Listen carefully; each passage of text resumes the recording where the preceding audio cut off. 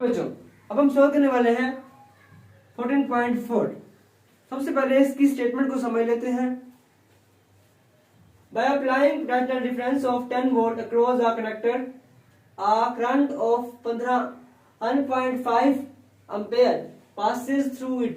How much energy would be obtained from the current in 2 minutes?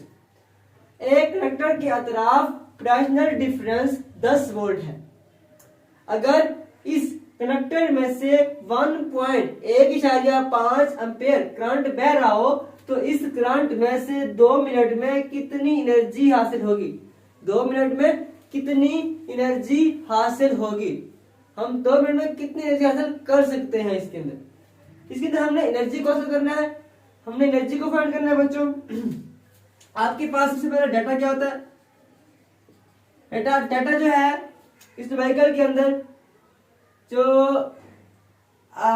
V है वो 10 volt है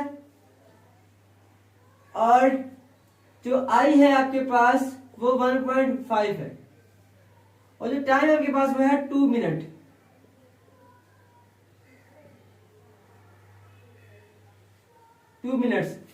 बच्चों आप लोगों को पता है कि 1 मिनट के अंदर 60 सेकंड होता है, तो हम 2 को ज़रब कर देंगे 60 के साथ।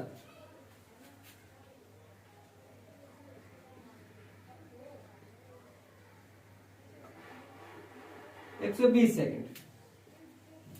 ठीक है बच्चों, अब हमारे पास बच्चों I भी है, T भी है, V भी है।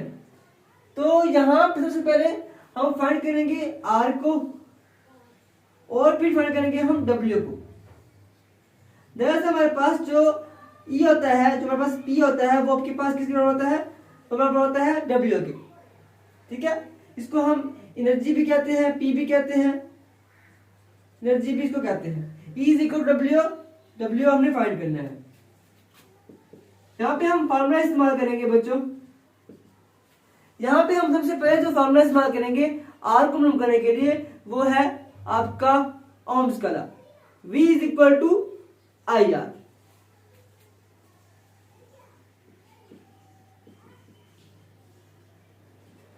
R is equal to V बटा I। दूसरा फॉर्मूला इस्तेमाल करेंगे E को फाइंड करने के लिए, W को फाइंड करने के लिए होगा I स्क्वायर RT। ये दो फार्मूले हैं बच्चों जो हम इस्तेमाल करेंगे और जिससे हम अपनी कीमतों को मालूम करेंगे। सबसे पहले हम फाइंड करते हैं R को, तो R is equal to V बटा I। R is equal to V कितना है बच्चों? V है 10, I कितना है? 1.5। जब आप इसको क्या करेंगे? जब आप इसको डिवाइड करेंगे तो आपके पास आंसर जो आएगा वो आएगा 2.25। कर लेते हैं 10 डिवाइड बाय 1.5, तो यहां पास है 6.67। R इज इक्वल टू 6.67 ये ओम में।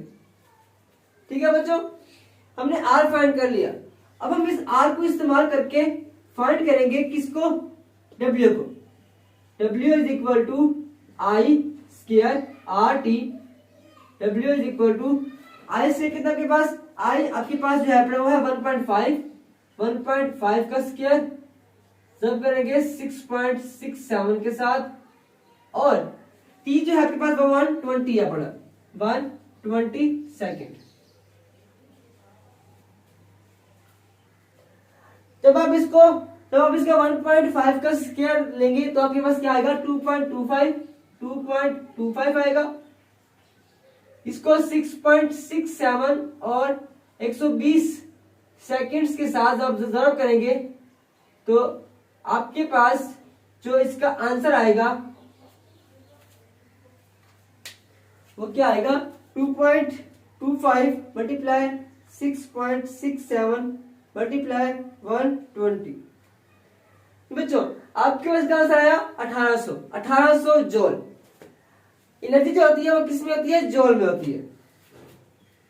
W is equal to 1800 joule.